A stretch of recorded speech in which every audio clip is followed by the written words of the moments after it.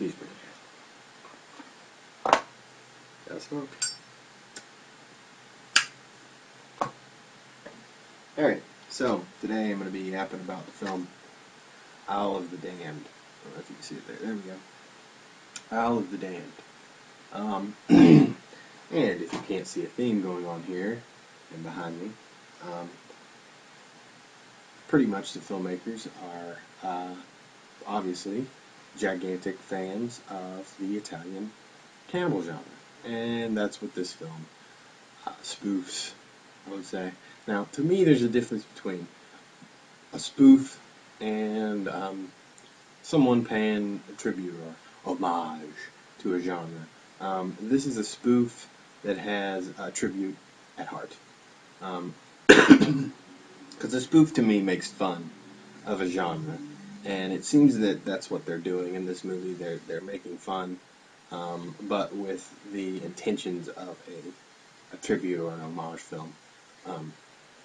Pretty much follows a character named Jack Steele, who is hired by a treasure hunter to go to Cannibal Island and look for the treasure of Marco Polo. Well, of course, they're cannibals on the island. White cannibals, at that, with tattoos, some of them. But anyway, cannibals nonetheless.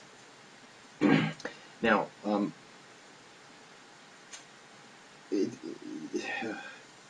this is a little bit hard. This is a difficult film to review because I'm kind of torn.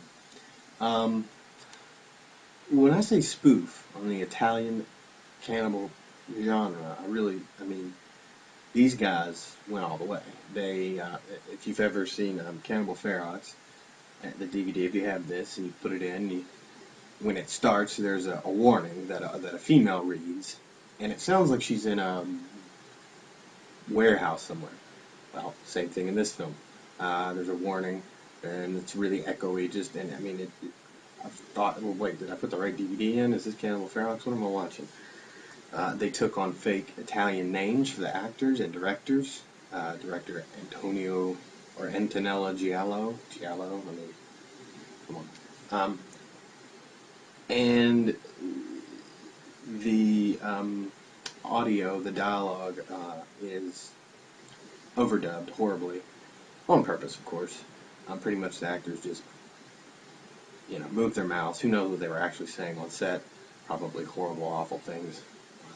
And then it was all just terribly overdubbed, but on purpose, for a comedic effect. Which it is pretty funny. They have terrible outfits. I mean, they're wigs. They've got wigs, and they're like cocked to the side, and they're these awful fake mustaches, all done on purpose for comedic effect. I will say though that it's funny at first, but it seems like the filmmakers rely on it a little too much for their comedy, for their comedic effect, and it does get a little old after a while. You're like, okay, we get the whole overdubbing thing. It's funny, but not that funny. But it doesn't ruin the film. It is comical. It is goofy, but it's fun. And if you're a fan of the cannibal film genre, which obviously I am, you're gonna love this movie. Just for the simple fact of all the inside stuff that comes from some of these movies. Obviously, they take a lot from the granddaddy of them all, Cannibal Holocaust. Actually, some scenes are completely ripped from the movie. I'm sure not in a malicious way, just as a tribute. The highlight of this movie, though, is the gore. It looks like that's what they spent their money on, and good job. And whoever, I don't know who. It's kind of hard. At the end credits, they do give the real names of the actors and the director and stuff, but I don't remember the name of the guy who did the effects. But good job. Some of these effects you're going to look at, and these could have been placed in any of those cannibal films and would have fit perfectly. Would have looked just right with the movie. So the highlight of this film is the gore, and there's plenty of it.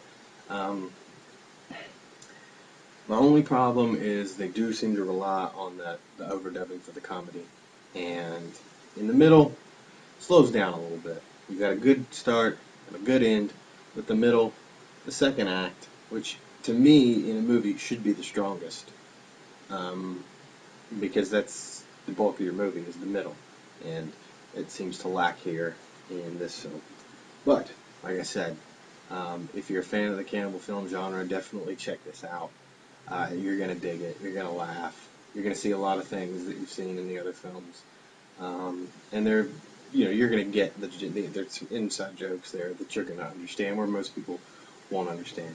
If you're not, if you're a Troma fan, check it out. It's kind of like if Lloyd Kaufman and Jess Franco decided to get together and direct and remake Cannibal Holocaust. That's kind of what this movie is. Kind of.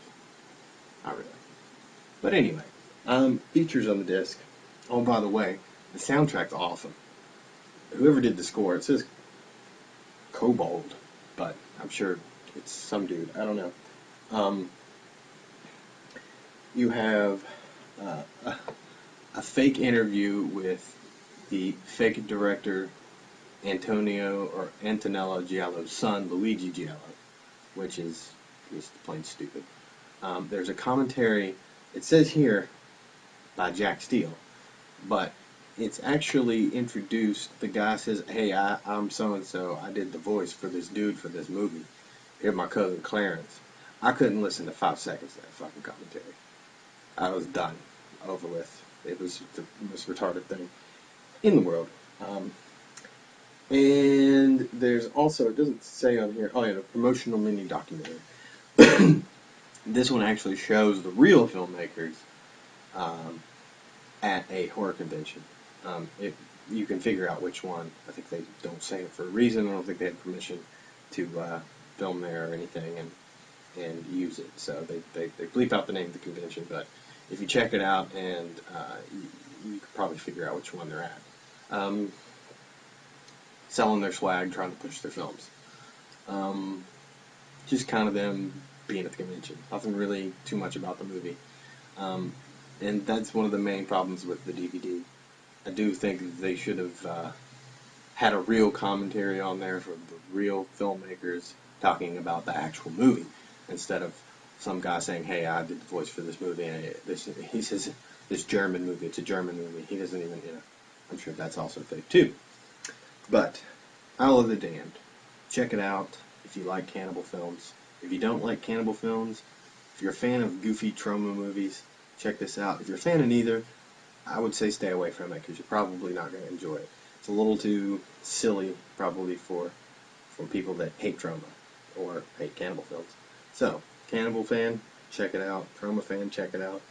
Neither, I'd say leave this one alone. So anyway, I'll check you guys later.